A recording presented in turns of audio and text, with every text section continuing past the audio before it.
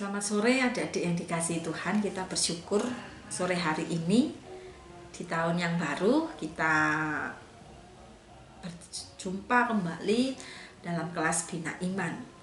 Mari sebelum kita belajar bersama-sama, kita akan berdoa. Kami bersyukur kepada Allah kami yang sore hari ini kembali mengizinkan kami untuk kami ada bersama, belajar bersama-sama dalam kelas Bina Iman, sekalipun kami belum dapat berjumpa dalam satu tempat berkumpul bersama-sama seperti hari-hari yang kemarin ya Bapak. Tetapi kami tetap mengucap syukur untuk kesempatan seperti ini. Dan dari rumah kami masing-masing, kami mau menggunakan kesempatan untuk belajar ini dengan sebaik-baiknya. Tuhan memberkati sore hari ini yang menyampaikan materi, dan Tuhan juga memberkati seluruh anak-anak dari rumah mereka masing-masing dalam belajar mereka. Terima kasih Bapa. Dalam nama Tuhan kami, Tuhan Yesus Kristus, kami berdoa. Amin. Anak-anak yang dikasihi Tuhan, selamat tahun baru 2021.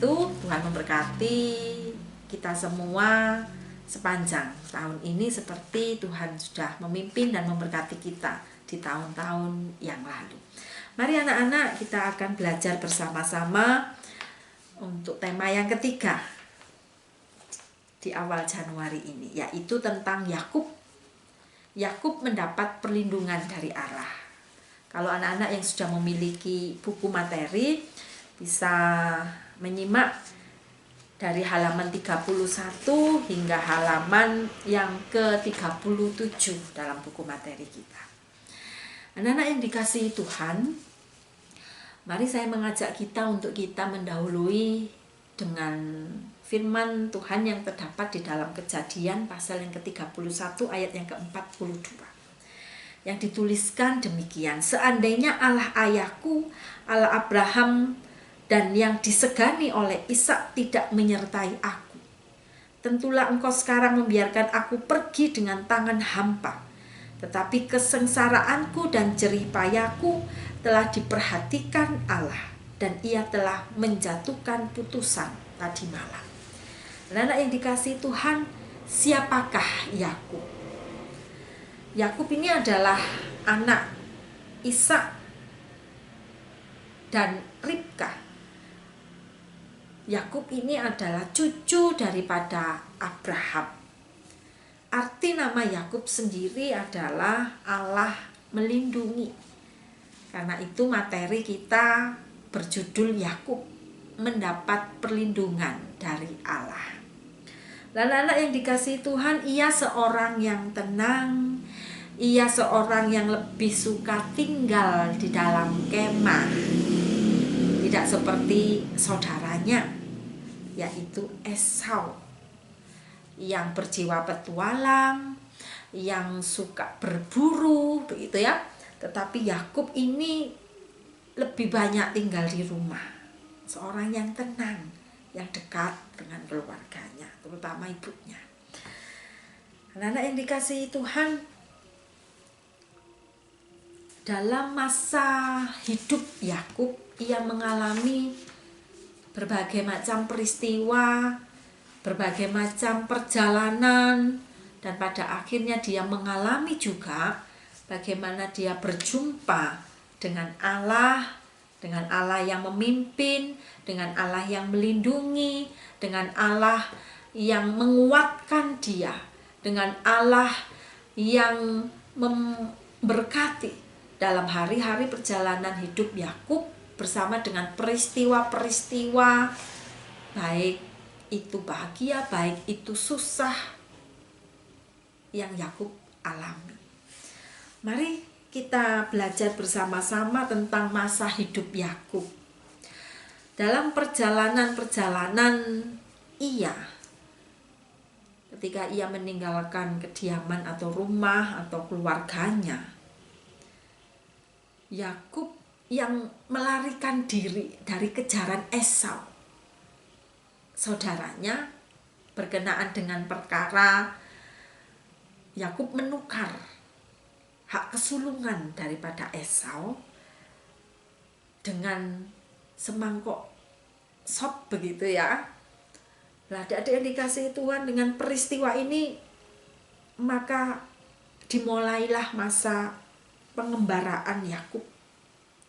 Masa di mana ia keluar dari rumah dan keluarganya, masa di mana ia pergi dari rumah ayahnya. Ia lari dari kejaran kakaknya Esau, dan dalam peristiwa-peristiwa berpindah dari satu tempat ke tempat lainnya, ia secara pribadi mengalami perjumpaan dengan Allah. Allah nenek moyangnya, Allah yang berjumpa dengan kakeknya yaitu Abraham, Allah yang diajarkan oleh bapaknya yaitu Ishak dan oleh ibunya Ribka, Allah yang diperkenalkan oleh orang tuanya kepada Yakub. Anak-anak yang dikasihi Tuhan, pertemuan secara pribadi Yakub dengan Allah ketika ia melarikan diri dari kakaknya Esau merupakan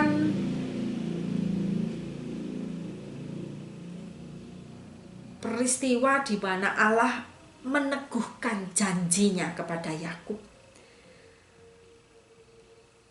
Janji yang pernah juga dijanjikan kepada Abraham, yaitu menjadi sebuah bangsa yang besar.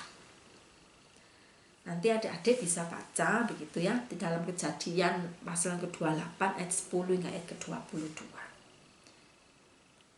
Di Betel peristiwa itu terjadi di mana Allah meneguhkan tentang perjanjian menjadi bangsa yang besar kepada Yakub. Kemudian dalam perjalanan ketika ia tiba di padang Aram, dalam Kejadian pasal yang ke-29 ayat yang pasal 29 dan pasal yang ke-30, di sana juga merupakan sarana Tuhan mendidik Yakub untuk memantapkan perjalanan hidupnya. Yakub bekerja di rumah Laban, saudara laki-laki daripada ibunya, sebagai pengembala ternak milik Laban. Dan cukup panjang ia mengabdi kepada Laban, yaitu 14 tahun. 14 tahun adik-adik yang dikasihi Tuhan.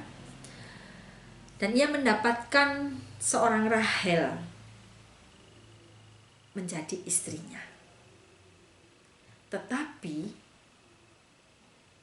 perjanjian untuk mendapatkan Rahel itu ternyata diingkari oleh Laban. Lea yang diberikan kepada Yakub, bukan Rahel. Bapak, adik-adik yang dikasihi Tuhan, tetapi Yakub menerima dan menjalaninya selama 14 tahun mengabdi. Kemudian di daerah Peniel, ia pun bergumul dengan malaikat Allah di daerah Peniel. Bahkan di daerah itu nama Yakub berganti menjadi Israel. Dan di daerah itu pula perjumpaan Yakub dengan Esau, kakaknya, yang cukup mengharukan begitu ya. Nanti adik-adik bisa baca di dalam Kejadian pasal yang ke-32 ayat yang ke-22 hingga ayat yang ke-32. Dan di Sikem, adik-adik yang dikasihi Tuhan, ia membeli tanah, ia mendirikan mezbah, ia memperkenalkan El, yaitu Allah yang menyatakan diri kepadanya di Sikem. Kejadian pasal yang ke-33 ayat 18 hingga ayat ke-22. Lalu kemudian di Beersheba, sempat ia menetap di Beersheba lalu pindah ke Mesir begitu ya. Yakub seorang yang saleh ini, setiap kali ia menetap di mana ia tinggal dan menetap, maka ia akan selalu mendirikan mezbah. Baik di Betel, baik di Sikem, baik di Beersheba, di mana ia menetap, ia akan mendirikan mezbah. Kemudian mari kita melihat juga karakter Yakub. Karakter Yakub ini lihai yang pertama, ya. Lihai. Ia seorang yang sangat ahli dalam berkomunikasi. Ia menipu Esau kakaknya, sehingga sang kakak menukarkan hak kesulungannya. Ia pun mengenakan kulit binatang yang berbulu, bagaikan tubuh Esau yang berbulu itu. Dan ia menghadap kepada ayahnya yang terganggu penglihatannya dengan merabah tubuh fisiknya yang berbulu. Maka sang ayah memberkati dia sebagaimana ayah memberkati anak sulungnya. Kemudian di rumah Laban, setelah ia meninggalkan keluarga, pergi dari kakaknya, pergi dari keluarganya, ayah dan ibunya, dia ada di rumah Laban sang paman, dan ia dapat berkomunikasi dengan baik dengan Laban, tuannya yang kemudian menjadi mertuanya, dalam hal meminang putrinya, dalam hal juga membagi hasil peternakannya. Nah, adik-adik yang dikasihi Tuhan, Yakub cukup lihai, begitu ya. Bahkan ketika perjanjian dengan Laban, ia meminta semua kambing yang berbintik-bintik dan belang untuk menjadi miliknya. Dia menggunakan cara yang cerdik, yaitu dengan bantuan dahan pohon badam, ya, dan pohon daun-daun yang lainnya, supaya setiap kambing betina begitu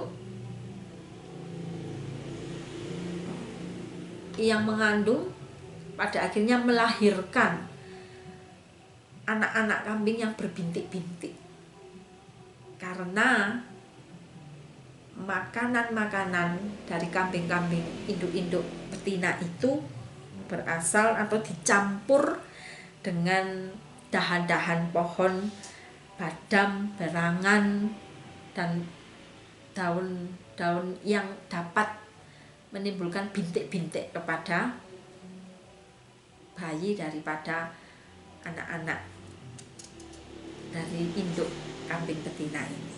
Dan itu lihainya Yakub. Dan pada akhirnya dia memiliki banyak kambing, banyak binatang ternak dari hasil kecerdikannya atau kelihayannya itu. Kemudian dia seorang yang terbuka terhadap kebenaran. Pertemuan Yakub dengan Allah di Betel dalam mimpi membuatnya menjadi seorang yang percaya dan beriman kepada Allah. Maka ia menunjukkan komitmennya itu dengan selalu mempersembahkan korban bakaran kepada Allah. Di mana ia tinggal dan menetap, ia selalu mendirikan mezbah untuk membakar korban bakaran kepada Allah.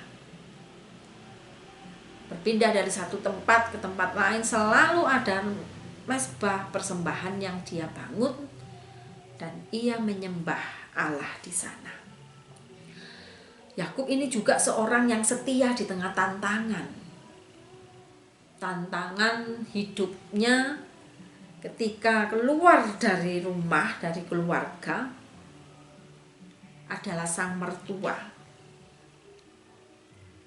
Ia tinggal di rumah Laban dalam pengabdiannya sebagai pengembala ternak-ternak milik Laban, yang pada akhirnya memberikan putri-putrinya untuk Yakub dan Laban menjadi mertuanya, tetapi dengan perjuangan yang begitu panjang. Ada hal yang mengecewakan bagi Yakub untuk mendapatkan Rahel sebelum Lea.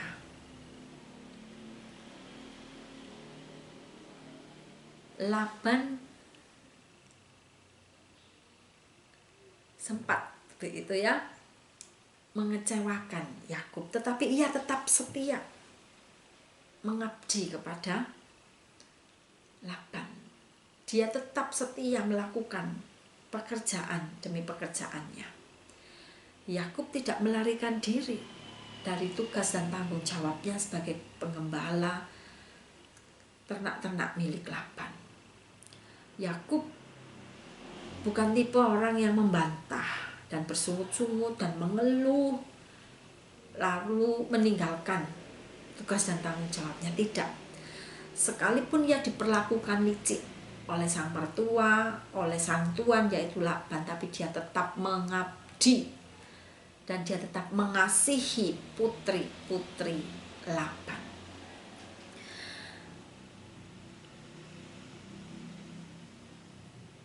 Yakub ini seorang yang saleh. Perlakuan yang tidak adil di rumah Laban tidak membuatnya mundur secara rohani. Yakub tetap bertekun kepada Allah dalam ibadah-ibadah. Kesalehan hidup Yakub tampak dalam kehidupan doanya ketika ia berjumpa dengan Esau, sang kakak. Adik-adik nanti bisa perhatikan, membaca di dalam Kejadian pasal 32 ayat 9 hingga ayat yang ke-12 ya. Kemudian mari kita melihat juga integritas daripada seorang Yakub yang dilindungi oleh Allah itu. Dalam rumah tangganya, karena kelicikan sang mertua, Yakub berpoligami. 4 istri, Lea dan Rahel, Bilha dan Silpa, gundik-gundiknya. Lea dan Rahel adalah putri-putri daripada Laban, Bilha dan Silpa, gundik-gundiknya. Yakub tidak pernah menyakiti mereka. Hingga Yakub membawa mereka meninggalkan rumah mertuanya. Yakub tidak mengambil lagi wanita lain untuk menjadi istrinya selain istri keempat istrinya itu. Yakub mendidik anak-anaknya beriman, mendidik anak-anaknya setia beribadah dan mempersembahkan korban bakaran kepada Allah. Sama seperti apa yang dia lakukan, itu pula yang dilakukan, yang diteladankan kepada istri dan juga anak-anaknya. Dalam pengabdiannya, Yakub tetap setia kepada Allah. Masa mudanya, bahkan ketika ia berumah tangga, ia ada dalam kesusahan dan kesulitan, ia mengalami kelicikan, dikecewakan oleh Laban, dia tetap setia kepada Allah. Dia tetap memberkati anak-anaknya. Dan dalam pekerjaannya, ketika Yakub mengalami hidup dengan sang tuan dan juga dengan sang mertua yaitu Laban yang plin-plan begitu ya, dengan keputusan yang dibuatnya,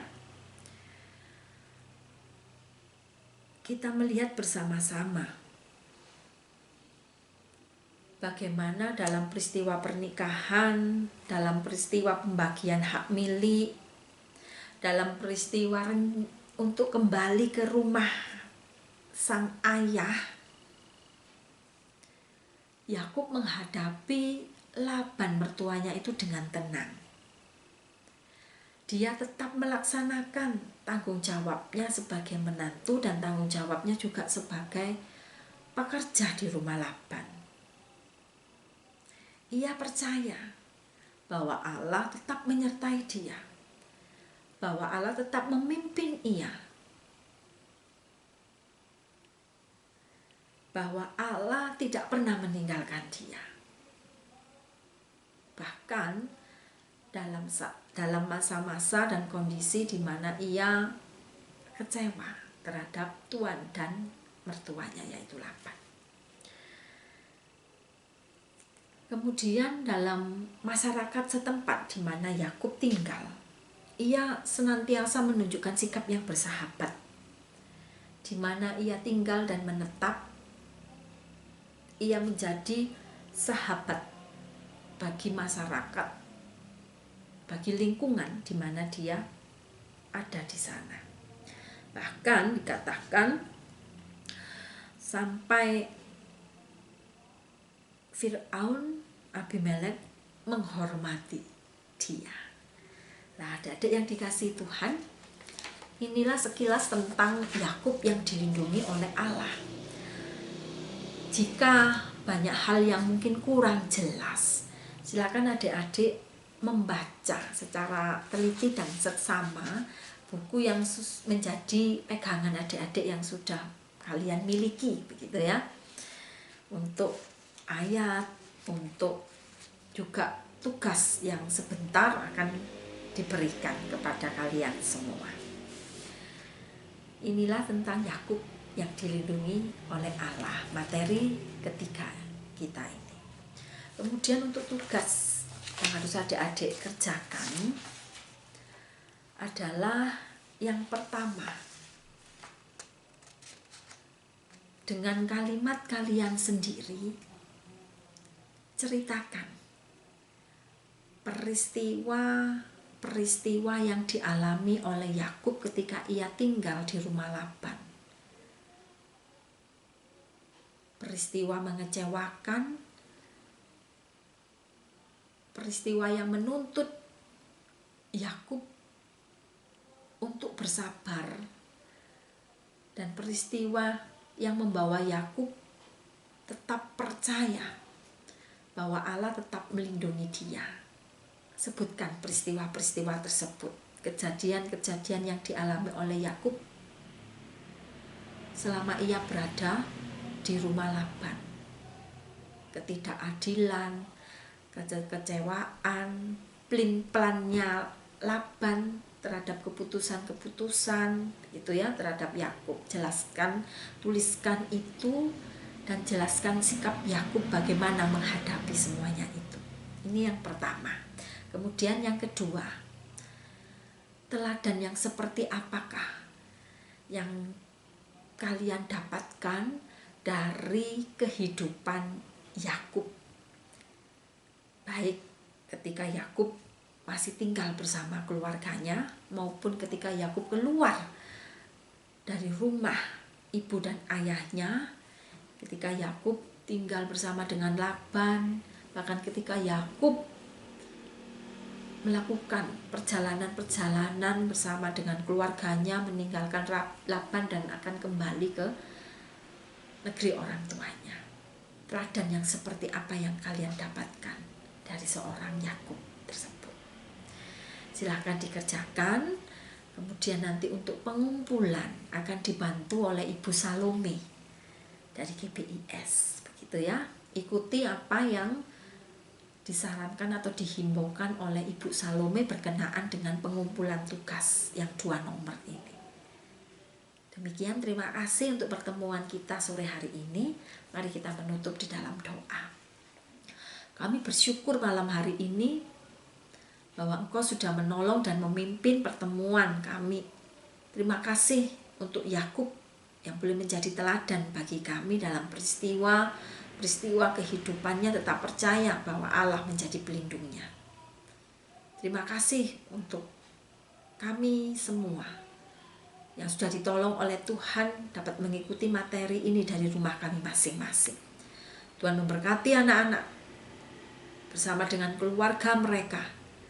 Tuhan tetap memberi kesehatan, kemampuan mereka untuk belajar dari rumah masing-masing, mengerjakan tugas dari sekolah mereka. Bahkan Tuhan tetap diberi sabar kepada mereka, bahwa semester ini mereka masih harus belajar dari rumah. Tuhan tetap memberi kuat dan sehat serta hikmat daripada Engkau saja. Keluarganya Tuhan tetap memberkati, tetap dengan sukacita dalam hari-hari hidup mereka.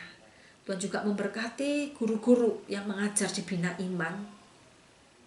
Tuhan memberkati pengurus komisi anak BKSHG. Tuhan memberkati setiap mereka. Terima kasih Bapak, terima kasih. Kami berdoa, kami mengucap syukur untuk pertemuan malam hari ini di dalam nama Tuhan kami, Tuhan Yesus Kristus. Amin.